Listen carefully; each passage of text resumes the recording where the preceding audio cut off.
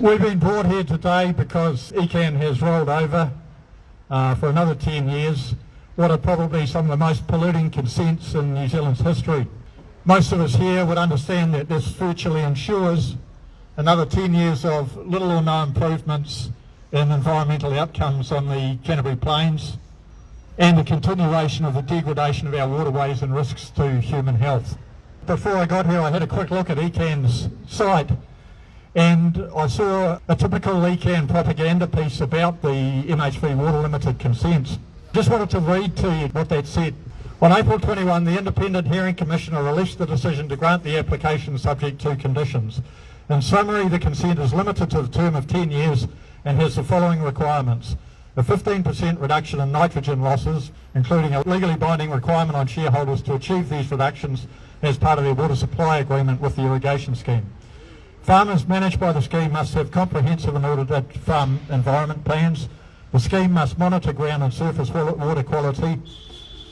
If any remediation and response plan fails to achieve improvements, the Council may review the consent and the scheme must protect community drinking water supplies. They then quote very selectively a small part of the Commissioner's decision. Let me read that to you. This consent is granted on the basis that the significant adverse cumulative effects on the receiving environment will be reduced and there will be measurable environmental improvements within the consent term. It also gives the applicant sufficient time to demonstrate that land use practices can change to significantly reduce nutrient inputs and to address environmental degradation. A significant step in the right direction is now up to the applicant to demonstrate that the necessary reductions can be made.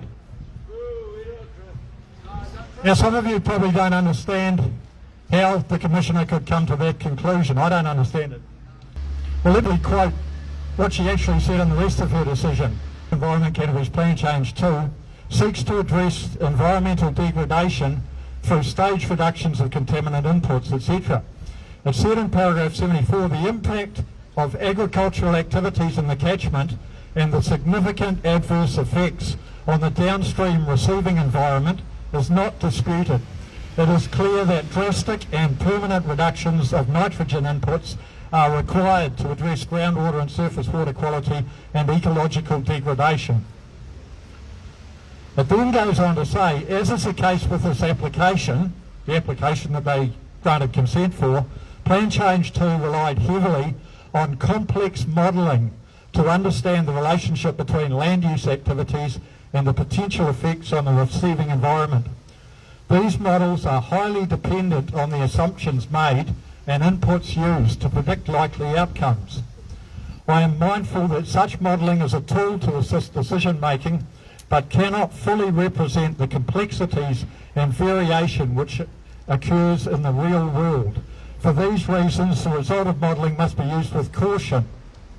She then went on to say, on the basis of the evidence presented, I agree with council officers that given the continued intensification that has occurred, nitrate nitrogen concentrations are unlikely to have reached an equilibrium. The implication of this is that I agree with council officers that it is highly likely that much greater reductions in nitrogen inputs will be required to meet the agreed water quality targets. However, as discussed at the hearing, the risk lies with the applicant, and it was acknowledged that greater reductions in nitrogen inputs can be required for implementation of mitigation measures.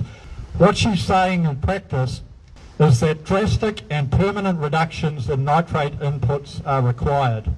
That nitrate loss modelling is flawed and unsuitable as a tool for giving any certainty of outcome, that things are going to get worse before they get better, if they get better, but we're going to take the risk, and if things don't improve, we'll worry about it down the track.